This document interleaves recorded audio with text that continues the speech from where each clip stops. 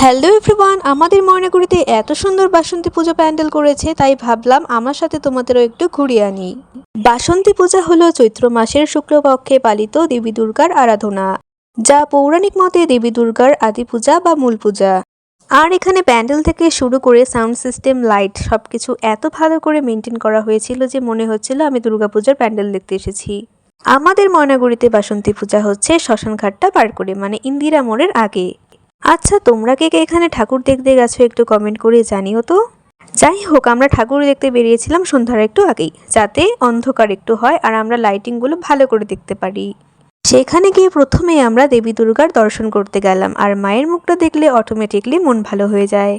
আর এখানে পাশাপাশি দুটো জায়গায় পূজা করা হয়েছে, তাই আমরা এখান থেকে বেরিয়ে চলে যাই অন্য একটা প্যান্ডেলে। এখানকার প্যান্ডেলটা তো খুবই সুন্দর, আর এখানে তৈরি করা হয়েছে কিউট দেবী দুর্গা। দাঁড়াও তোমাদের দেখাচ্ছি।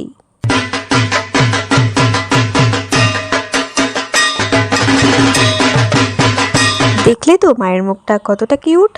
এবার চলো তোমাদের ভেতরের প্যান্ডেলটা একটু ভালো করে ঘুরিয়ে দেখাই। চারপাশটা খুবই সুন্দরভাবে সাজানো হয়েছে, আর মাঝখানে একটা শিবলিঙ্গ রাখা হয়েছে। এখানে এসে আমার সত্যি অনেক ভালো লাগলো। এখানে আবার মিনি মেলারও আয়োজন করা হয়েছে। সব মিলিয়ে খুব সুন্দর একটা সন্ধ্যা কাটালাম। ওকে, বাই।